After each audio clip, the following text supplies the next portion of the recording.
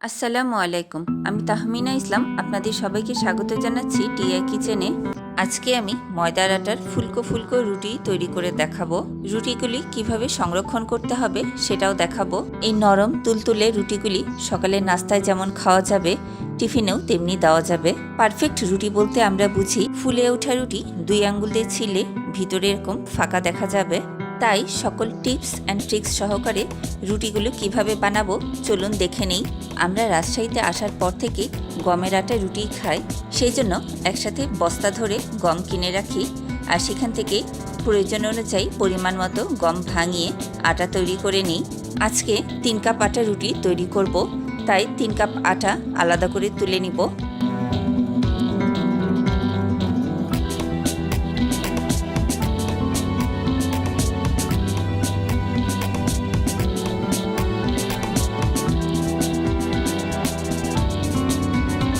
আর 3 cup আটার জন্য পানিও নেব 3 কাপ। আধা চা চামচ লবণ দিব, লবণটা পানির সাথে মিলিয়ে দিব। পানিতে বলক তুলে নিব, বলক উঠছে দিয়ে দিব 1 টেবিল চামচ তেল, তেলটাও পানির সাথে মিলিয়ে দিব। এবারে চুলাটা কমিয়ে আটাগুলি দিয়ে দিব পানির মধ্যে। এই তেল দেওয়ার কারণে রুটিগুলি নরম তুলতুলে হবে। একটি কাঠের খুন্তি দিয়ে আটাটা পানির সাথে মিলাবো। চুলার উপরে রেখেই কম আঁচে আটাটা নেড়ে চেড়ে মিশাতে থাকবো। চুলা থেকে এখনই নামিয়ে ফেলবো না, তাহলে পুরোটা আটা ভালো সিদ্ধ হবে না। যতক্ষণ না আটার এই পাউডার ভাবটা চলে যাচ্ছে এবং এটা একটা খামিরের মতো দলা পাকিয়ে যাচ্ছে, ততক্ষণ পর্যন্ত চুলার উপরে রেখেই নাড়তে থাকবো। চুলার আঁচটা খুবই কম থাকবে, নইলে নিচে থেকে ধরে যাবে। আমাদের আটাটা সিদ্ধ করা হয়ে গিয়েছে। এবারে আটাটা একটু ঠান্ডা করে নিব, হাতে সহ্য হয় এমন। একটি বাটিতে হালকা একটু গরম পানি রেখেছি, যদি প্রয়োজন হয় তাহলে দিব।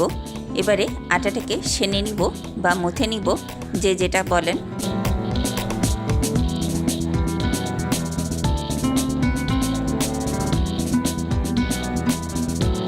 আটার খামিটা যখন স্মুথ হয়ে যাবে তখনই বুঝবেন আটা মাখা হয়ে গিয়েছে। আটার খামিটা আমার তৈরি হয়ে গেছে। আপনারা চাইলে রাতে এভাবে খামির তৈরি করে রেখে দিতে পারেন ফ্রিজের নর্মাল চেম্বারে, পরদিন সকালে রুটি তৈরি করে নিতে পারেন, এতেও রুটি অনেক ভালো হবে। টেবিলের উপরে একটা টাওয়েল বিছিয়ে দিব, এর উপরে রুটি বেলার পিঁড়া রাখবো।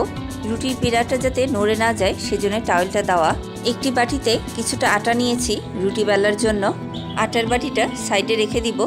এবারে আটার খামিরটা নিয়ে 2টা ভাগ করে ফেলবো। অর্ধেকটা ঢেকে রাখবো আর বাকি অর্ধেকটা লম্বা করে 2টা রোল করে নিব। লম্বা রোল থেকে ছোট ছোট টুকরা করে নিব।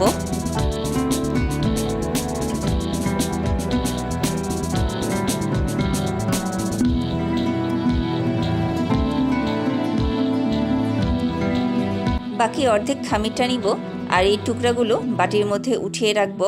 এই খামিরটা দিয়েও একইভাবে লম্বা রোল করে ছোট ছোট টুকরা করে নিব। আটার টুকরাগুলো করা শেষ, এবারে বাটির মধ্যে সবগুলো উঠিয়ে রাখবো। এখান থেকে একটা টুকরা নিব, বাকিগুলি একটি ঢাকনা দিয়ে ঢেকে রাখবো। বাটিটা পাশে সরিয়ে রাখবো। এখন এই আটার টুকরাটা হাত দিয়ে ঘুরিয়ে গোল করে ঠাসা দিয়ে চ্যাপটা করে নিব। আটার বাটিতে এইভাবে 2 পাশ আটা লাগিয়ে তারপরে বেলুন দিয়ে রুটিটা বেলে নিব।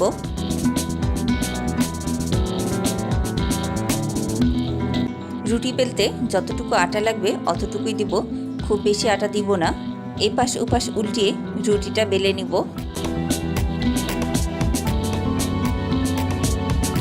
আর এভাবে একটা রুটি বেলা হয়ে গেল। রুটিতে এক্সট্রা আটা থাকলে এভাবে ঝাড়া দিলে চলে যাবে। বেলা রুটিটা একটি প্লেটে রেখে দিব। একইভাবে বাকি রুটিগুলিও বেলে নিব। আরও একটি রুটি তৈরি করে দেখাচ্ছি।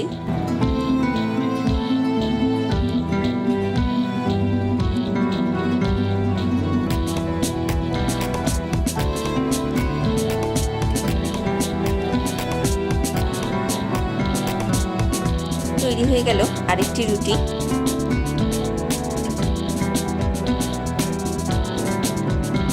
দেখতে দেখতে সবগুলো রুটি বানানো শেষ হয়ে গেল।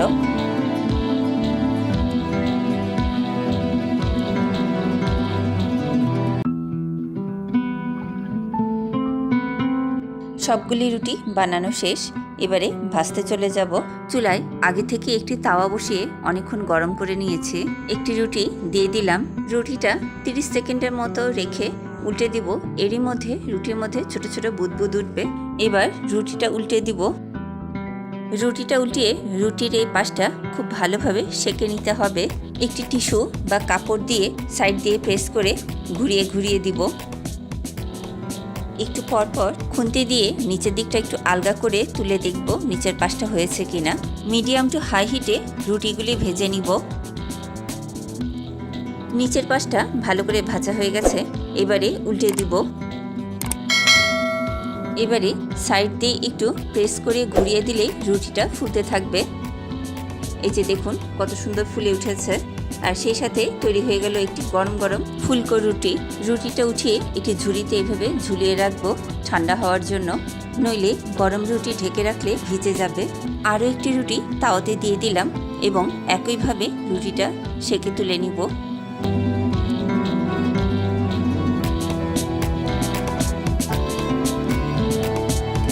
একইভাবে সবগুলি ফুলকো ফুলকো রুটি সেঁকে নিলাম। রুটিগুলি দেখতেও খুবই চমৎকার লাগছে। ভেজে রাখা রুটিগুলি ঠান্ডা করে নিব। রুটিগুলি ঠান্ডা করার পরে রুটি রাখার বাটিতে তুলে রাখব।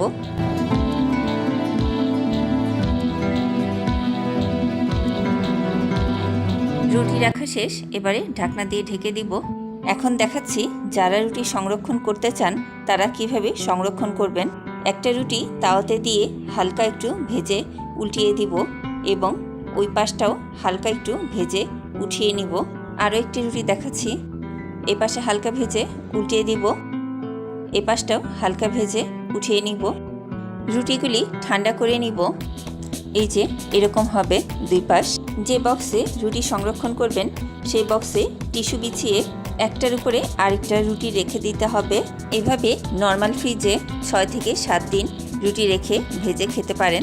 তবে যখন রুটিগুলি ভাজবেন আগে নিচে রুটিগুলি ভেজে শেষ করবেন।